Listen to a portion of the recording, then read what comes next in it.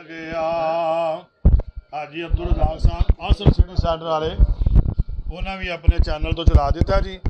तो मैं दोबारा नज़म का जी आगाज़ करना। अल्लाह एक नबी दा गुलाम वेख लै, सारे सहाबा दा इमाम वेख लै। रोजे विच नबी दे नाल पै गया, सारियां चो वध नंबर सिद्दीक लै गया, सारियां चो वध नंबर सिद्दीक लै गया। फरिश्ते पढ़ दे दरूद सुबह शाम वेख लै, सारियां सहाबा दा इमाम वेख लै। रोजे उत्ते हुंदियां दरूद दियां बारिशां, रोजा मल लिया वही रोजे दियां वारसां। रोजे उत्ते हुंदियां दरूद दियां बारिशां, रोजा मल लिया वही रोजे दियां वारसां।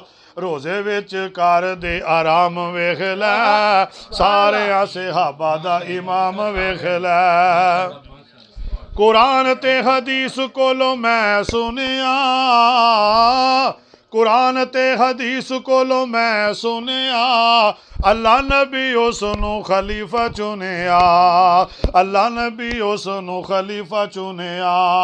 पढ़ के हदीस ते कुरान वेख लै, सारे सहाबा दा इमाम वेख लै।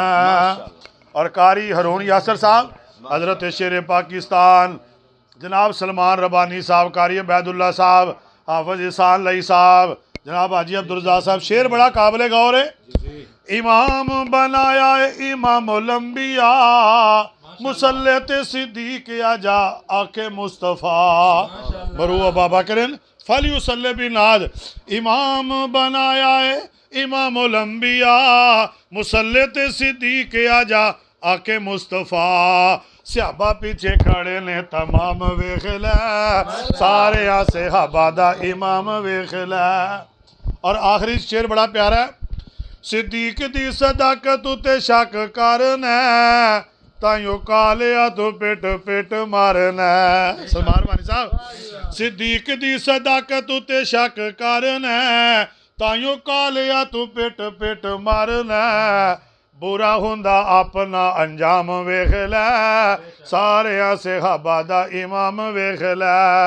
अल्लाह एक नबी दा गुलाम वेख लै, सारे सहाबा दा इमाम वेख लै। लो जी बाजी,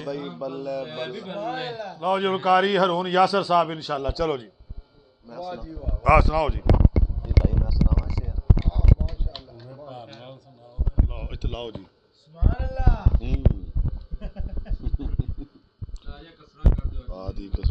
सुभान अल्लाह वीर जी आंदा जिवें जिंदगी दी आखिरी सुभान अल्लाह सखत ही बड़ा यार तिरक जांदा मेरे को।